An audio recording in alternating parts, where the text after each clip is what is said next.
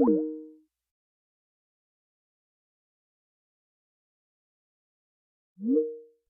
panel will be published on the website. Let me introduce the panel members. Introduce themselves. Lindsay, if you would introduce yourself, please. Good evening. I'm a consultant town planner. I have qualifications in geography and town planning. I have a variety of parts of my sole practice planning consultancy.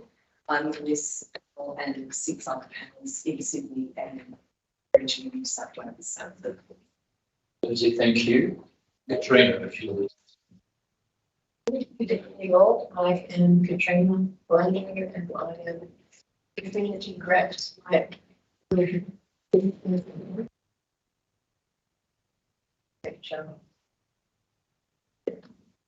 you. And John. Yes, good evening. My name is John O'Grady. I'm a consultant town planner and landscape architect. I run a sole practice. I'm on a number of other panels, including local quarry, CS65, design and use panel, 2 other panels since after this one. Thank you. And my name is Ross Monton. I'm an architect planner. I was formerly a councillor of the City of Sydney. I was appointed to establish Bitwater Council when it actually seceded from council. I was elected subsequent to Bitwater and served in local government for some 20 years. At the same time, I was the principal architect for the Lend-Lease group of companies and was responsible for many of the projects over Australia.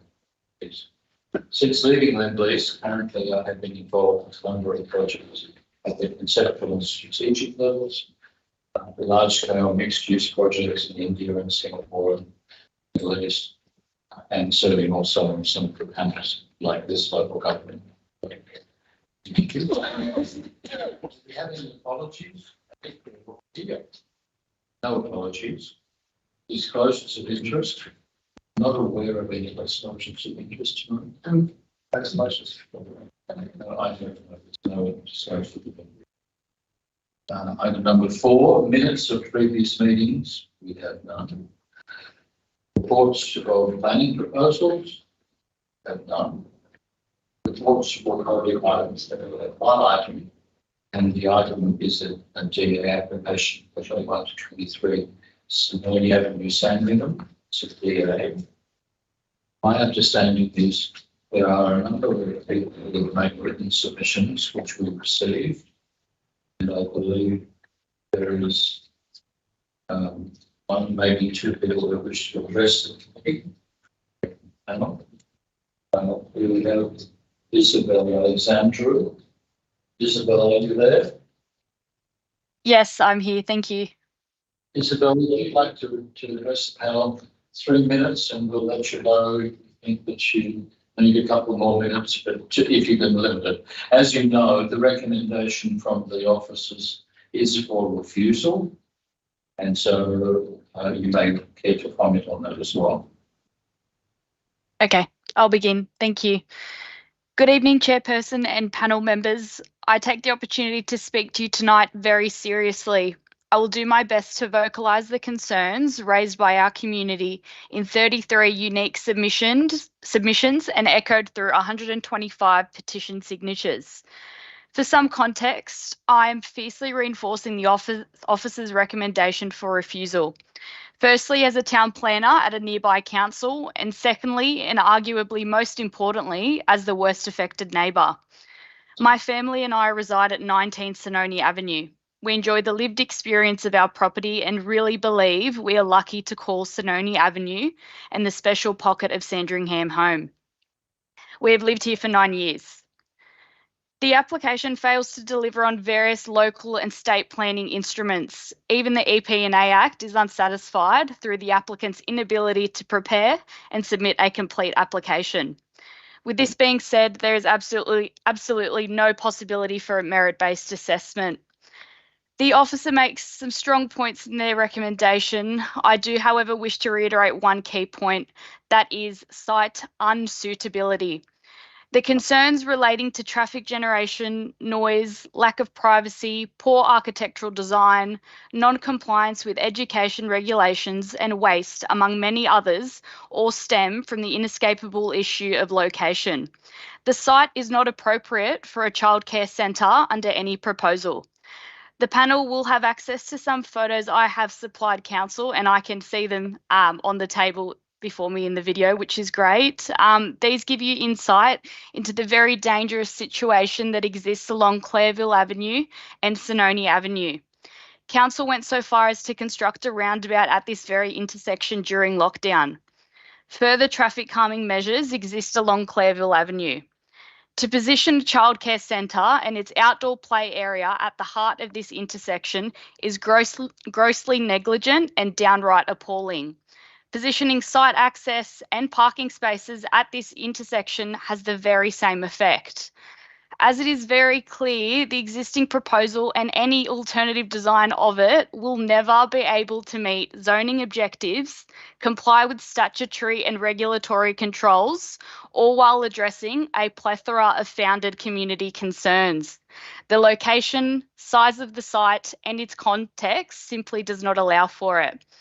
Panel, I ask you to pay careful consideration to the above and the sheer volume of written submissions the application has received. The content of each is highly important. The site is no place for a childcare centre, and Council's full and utter recommendation for refusal is the only decision that makes sense. I welcome any questions from the panel and do thank you for your time. Isabel, thank you very much. Are there any questions? And thank you very much for your very concise and informative submission.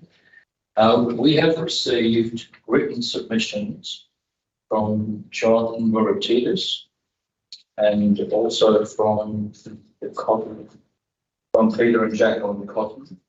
I believe Kim Bryant has asked it also. Kim, are you connected, or do you wish to speak to the panel?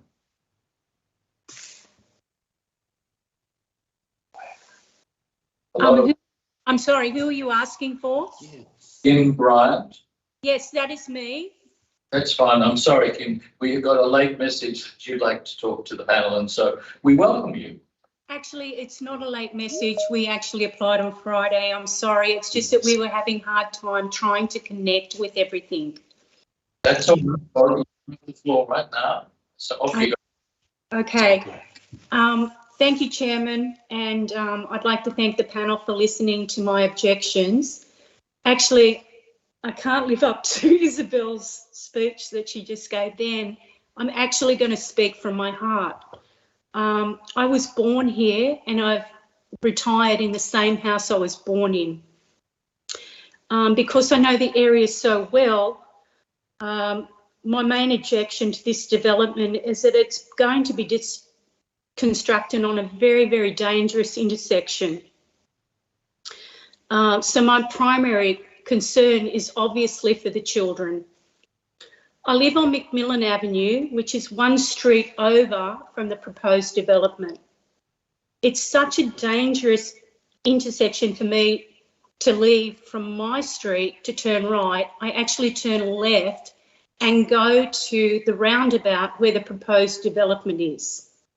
That's the easiest way for me to get out of my street because there's so much speeding, hooning and aggressive drivers in the area.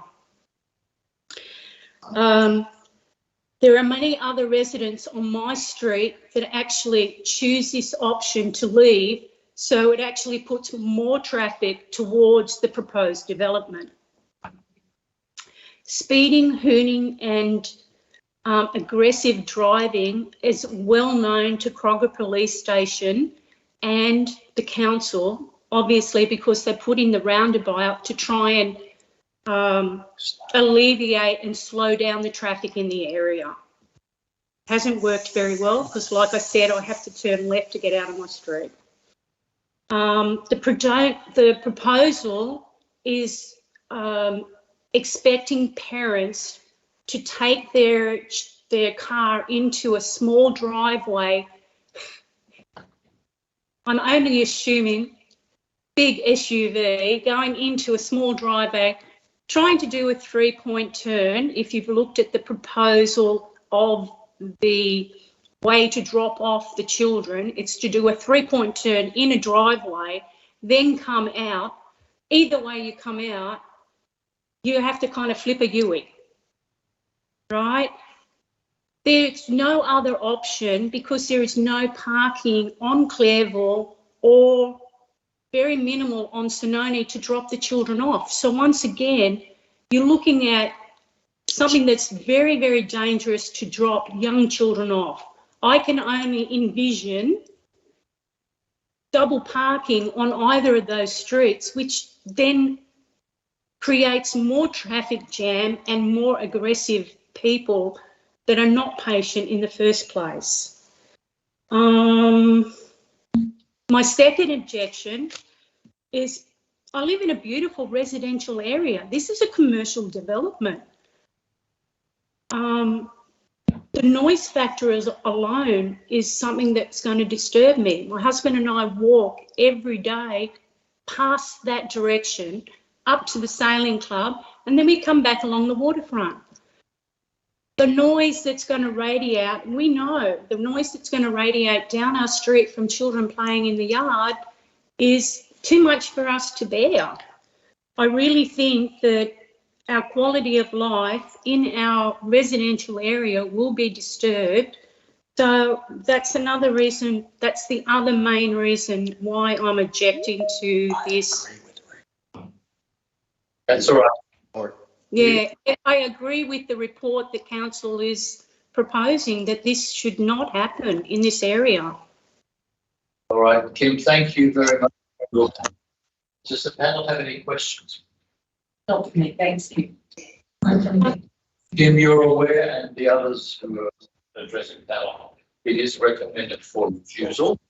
Yes. Reasons that have been listed. And I hope the panel goes this way because, you know, this is more for the children's safety than anything else. Well, submission of this has been very helpful. Helping us understand. Okay, thank you very much, everybody. And I can assure you that having been to the site today, I was familiar with the problems that you and others have suggested. I hope you have a cup of coffee at Sobe because everybody does. Do we have anyone else who wishes to address the panel? As I mentioned, we have written questions from 2 others. Is there anyone else who'd like to submit? Because I don't have any other people who are from the applicant to address the panel. So if there is no further discussion, the panel will make a decision within the 24 hours. As I said, the recommendation from the officers is for it to be refused. Thank you. So that is the only item that I have in this public session of the meeting. So it concludes the public component of the meeting. I declare the public meeting closed at like 17 minutes past 6. And live streaming will also cease.